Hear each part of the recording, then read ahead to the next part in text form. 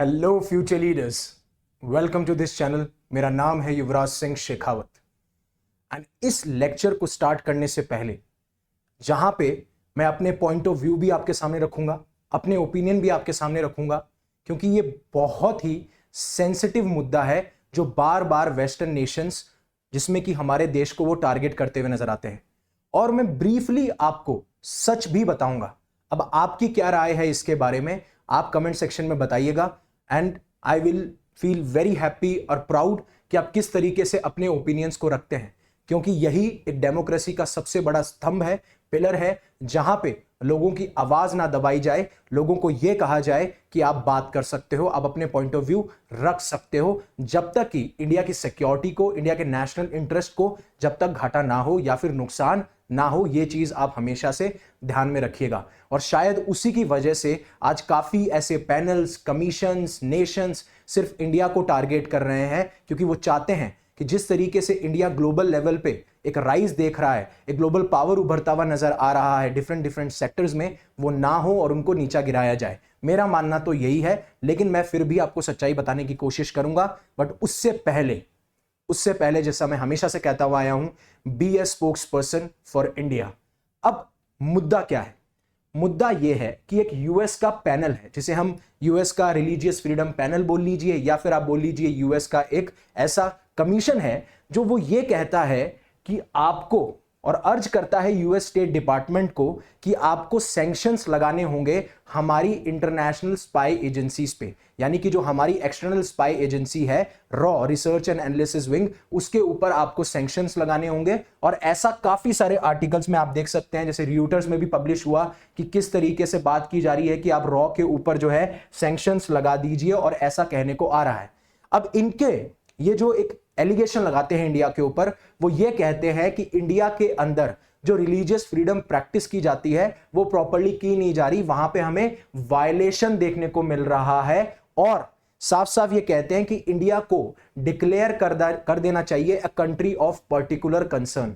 अब पर्टिकुलर पे यहां पे टारगेट किया जा रहा है, जिस तरीके से हेट स्पीच होती है, जिस तरीके से मिस इंफॉर्मेशन फैलाई जा रही है, जिसमें बीजेपी को, मोदी गवर्नमेंट को, इन सबको इन्होंने खदेड़ लिया है और इन्वॉल्व कर लिया है।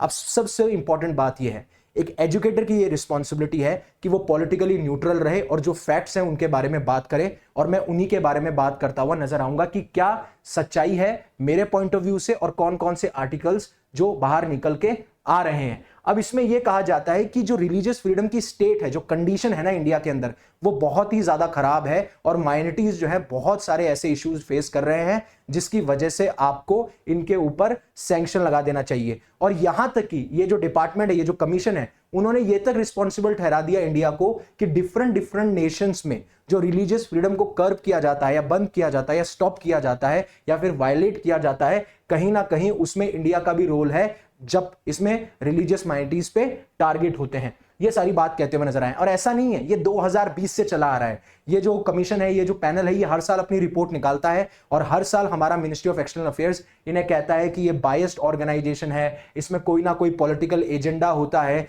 जिसकी वजह से हमें टारगेट किया जाता है। और मैं बताऊंगा कि इसमें चाइना का एंगल भी कैसे बाहर निकल के आता है। अब ये जो रणधीर जायसवाल साहब हैं, जो स्पोक्स पर्सन है, उन्होंने कहा कि ये भैया बायस्ड ऑर्गेनाइजेशन है, इनका कुछ ना कुछ पॉलिटिकल एजेंडा होता है। पहली बात तो मुझे यह समझ में नहीं आती कि हम इतना सारा वेस्टर्न नेशंस पे, या फिर इतना हम जो वेस्टर्न रिपोर्ट से इतना बिलीव क्यों कर लेते हैं, राइट?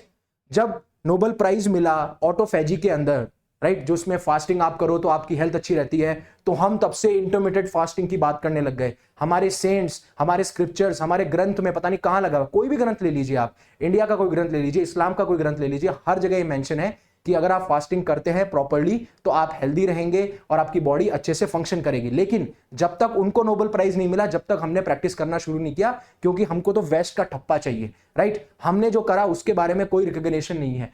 फिर ये कहते हैं कि ये जो रिपोर्ट्स आपने निकाली है, पहले जब कहा था इन्होंने कि जो आप रिपोर्ट्स निकाली है मैलिशियस है, मतलब आपका कहीं ना कहीं इंटेंशन है कि आप हमको हर्ट करना चाहते हो, हमारी इमेज पे दाग लगाना चाहते हो। आपको पता नहीं है आप किस तरीके से फैक्ट्स को मिस रिप्रेजेंट कर रहे हो। अब फैक्ट्स को मिस रिप्रेजेंट करने का मतलब यहां पे ये है कि इनको ये नहीं पता कि इंडिया कितनी डाइवर्स कंट्री है, राइट? इंडिया में कितने सारे रिलीजन्स हैं, रीजन्स हैं, कास्ट है। फिर हम डेमोक्रेसी को फॉलो करते हैं जहां पे सबसे इंपॉर्टेंट पिलर है। हमारे लोग, उनकी आवाज, उनकी फ्रीडम, चाहे से वो रिलीजन की फ्रीडम हो, freedom of speech and expression हो, कुछ भी हो, हम वहां पे उनके बारे में बात करते हुए नजर आते हैं। और सबसे पहली बात, हमारी जो कंट्री है वो रन होती है कॉन्स्टिट्यूशन से, लेकिन आप उसको तो नजरअंदाज कर रहे हो, राइट। आप सिर्फ एक चीज को टारगेट करके पकड़ रहे हो और बोल रहे हो ये सारी चीजें जो कि कहीं ना कहीं हर्ट करती है हमारी इमेज को, राइट। ये चीजें हैं, इसलिए इन्होंने कहा कि आप मिस रिप्रेजेंट करते हो फैक्ट्स को, आपका कोई ना कोई पॉलिटिकल एजेंडा है जिसको आप फुलफिल करने की कोशिश कर रहे हो।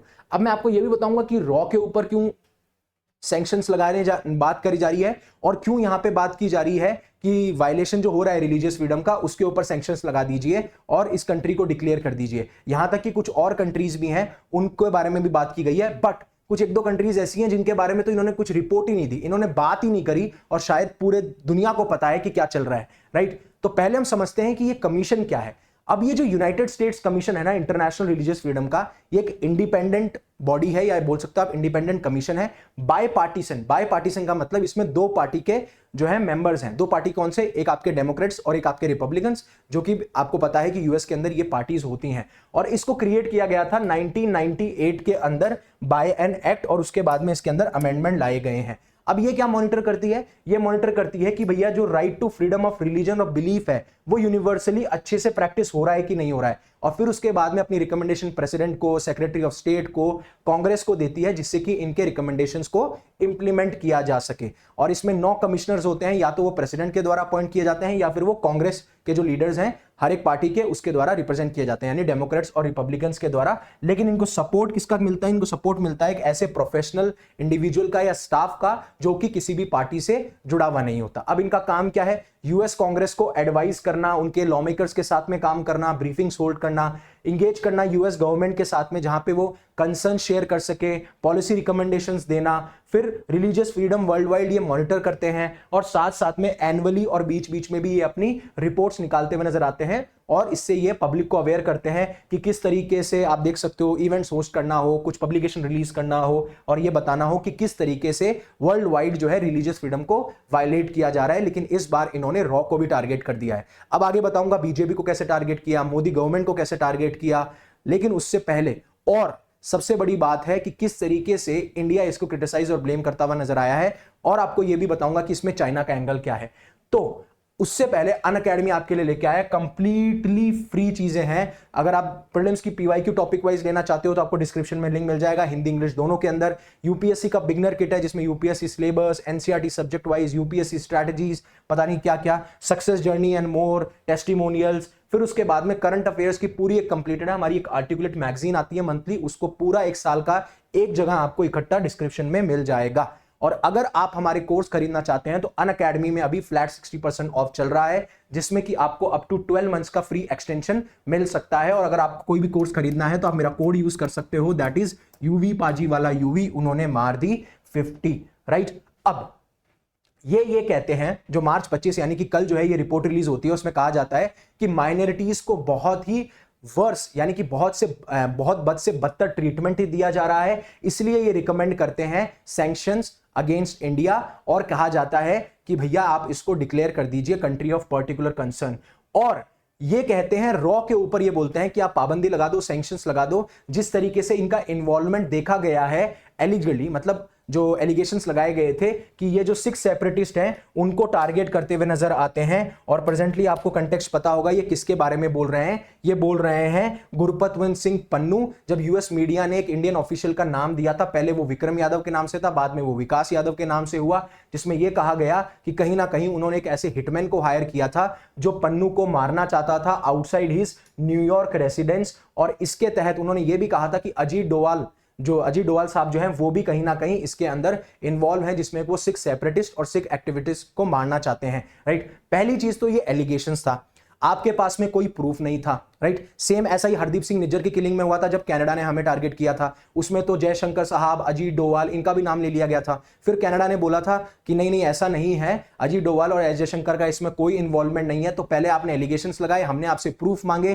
तो आपने उस प्रूफ को एक्सेप्ट नहीं किया, मतलब आपने प्रूफ भेजे नहीं, तो हम कैसे मान ले ये चीजें। और फिर दूसरा इंसिडेंट ये सारी चीजें निकल के आती हैं जहां पे ये बोला जाता है कि रॉ के ऊपर सैंक्शन लगाए जाए। यानी कि वियतनाम की जो कम्युनिस्ट पार्टी है, गवर्नमेंट है, उनको भी इन्होंने बोला है कि इनको भी कंट्री ऑफ पर्टिकुलर कंसर्न जो है डिक्लेयर कर देना चाहिए। और वहीं पे पहले इंडिया ने अपनी तरफ से रिस्पांस दिया था कि आप जैसी ऑर्गेनाइजेशन जो कि फैक्ट्स को मिस रिप्रेजेंट करती है, जो कि मिस इंफॉर्मेशन फैलाती है, जिसका एक बायस्ड ऑर्गेनाइजेशन है, जिसका कोई ना कोई एजेंडा है, राइट, तो आप अपने आप को, और हम चाहते हैं कि आपकी ऑर्गेनाइजेशन को डिक्लेयर कर देना चाहिए ऑर्गेनाइजेशन ऑफ पर्टिकुलर कंसर्न, आप चिंता का विषय हैं। और साथ साथ में यह भी कहते हैं कि अगर आपको इतनी ही चिंता है तो यूनाइटेड स्टेट्स के अंदर जो रेसिज्म के बेसिस पे एक्टिविटीज होती हैं, गन वायलेंस होता है, लोगों की जान जाती है, कभी इंडियन की डेथ हो रही है वहां पे, कभी अफ्रीकन की डेथ हो रही है वहां पे, गन वायलेंस इतना बढ़ता जा रहा है, रेसिज्म के नाम पे आप वायलेशन करते हो ना, उस चीज का आप कोई मेंशन नहीं करोगे। अगर इतना ही टाइम है आपके पास में तो प्रोडक्टिवली आप वहां पे इन्वेस्ट करो,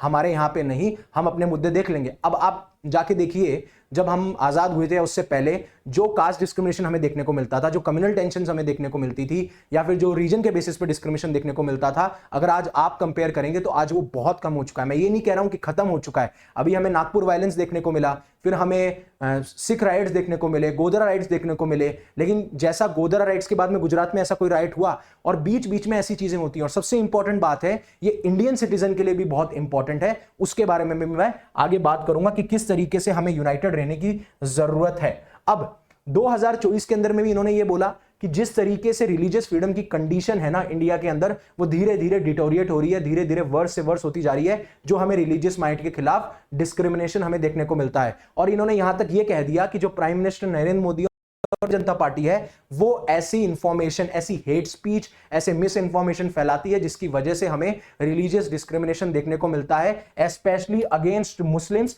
एंड अदर रिलीजियस माइनॉरिटीज, जो कि लास्ट ईयर इलेक्शन में हमें देखने को मिला था। अब इसको एक बार आप ध्यान से देख लीजिए, हिंदुइज्म, जैनिज्म, बुद्धिज्म, सिखिज्म, इस्लाम, क्रिश्चियन, अगर किसी कंट्री में इतने डाइवर्स रिलीजन हैं तो नाम बताइएगा।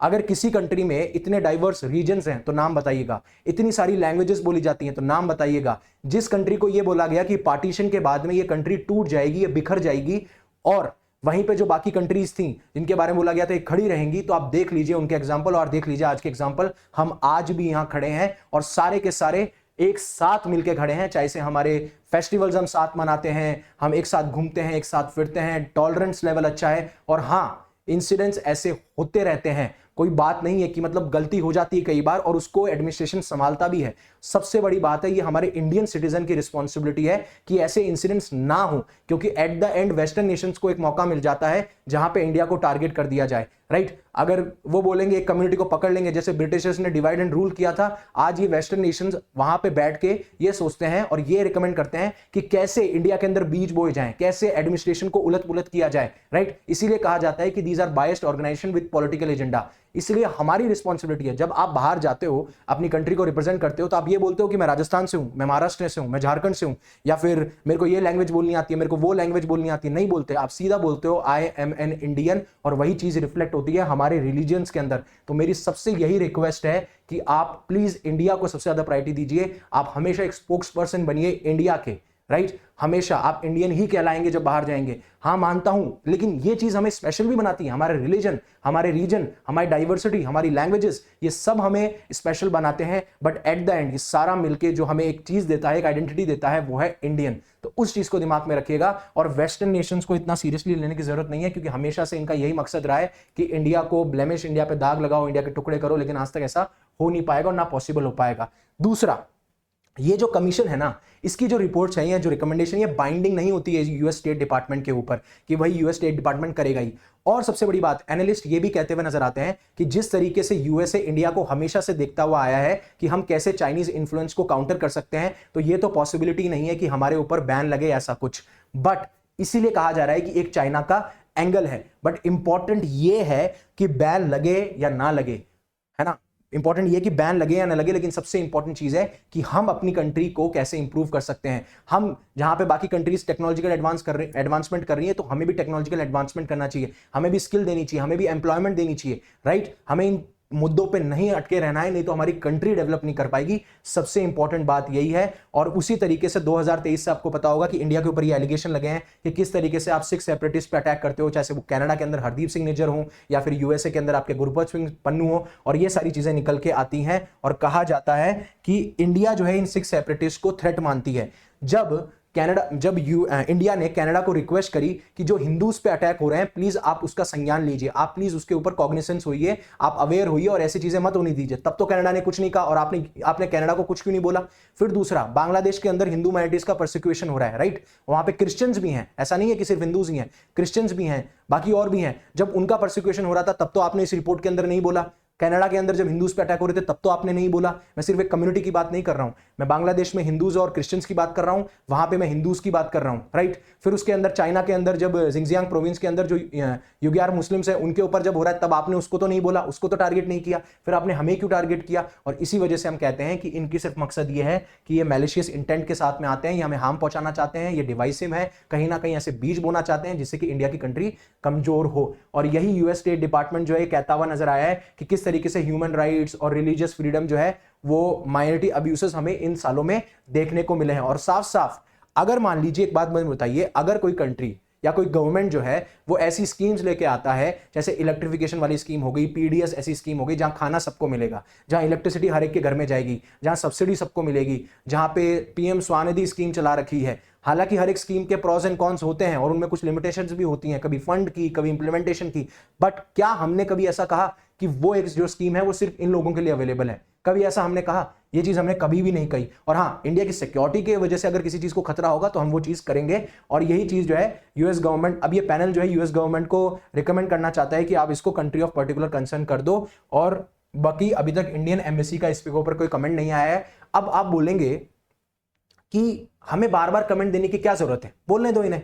देखिए, जैसे पाकिस्तान हमेशा मुद्दा उठाता है ना जम्मू कश्मीर का, वो इसलिए उठाता है कि बार बार एक ऐसा नैरेटिव जाए वर्ल्ड ऑर्डर के अंदर कि भैया ऐसा हम कर रहे हैं, कश्मीर रीजन के अंदर हम वायलेशन कर रहे हैं उनके, हम ह्यूमन राइट्स का, हम उनको अब्यूज कर रहे हैं और इंडिया जो है ऑपरेसर है, ना कि हम, राइट? और अगर हम अपने आप को डिफेंड नहीं करेंगे तो एक दिन ऐसा होगा कि ये पूरा नैरेटिव बन जाएगा। जैसे वेस्टर्न नेशंस हमेशा से एक साथ इकट्ठे हो जाते हैं और हमें टारगेट करने लग जाते हैं, एक नैरेटिव डेवलप हो जाता है। अगर हम बार बार इन नैरेटिव्स को ये नहीं कहेंगे कि ये बेसलेस है, हम ये नहीं बताएंगे कि किस तरीके से इस ऑर्गेनाइजेशन जो है वो आपकी बायस्ड है, इनका मैलिशियस इंटेंट है, राइट, तब तक आपको ये नहीं पता चलेगा कि रियल में हो क्या रहा है। और इस नैरेटिव अगर एक बार बिल्ड हो गया तो बहुत डिफिकल्ट हो जाएगा हमारे जैसे देश के लिए, और इसीलिए ये बहुत इंपॉर्टेंट है। लेकिन आपकी क्या राय है, आप क्या सोचते हैं, वो मुझे बताइएगा, क्योंकि जहां बाकी कंट्रीज टेक्नोलॉजी का एडवांस कर रही हैं, हम यहां पे इन छोटे छोटे मुद्दों पे लड़ते रहते हैं। तो प्लीज इस चीज का ध्यान रखिए। आने वाले टाइम पे आप इस देश का भविष्य हैं, तो ये आपके लिए रिस्पॉन्सिबिलिटी है कि आप आगे क्या करते हैं, राइट? और अगर आप सिविल सर्विसेज को ज्वाइन करना चाहते हैं, ब्यूरोक्रेट बनना चाहते हैं, कुछ चेंजेस लाना चाहते हैं,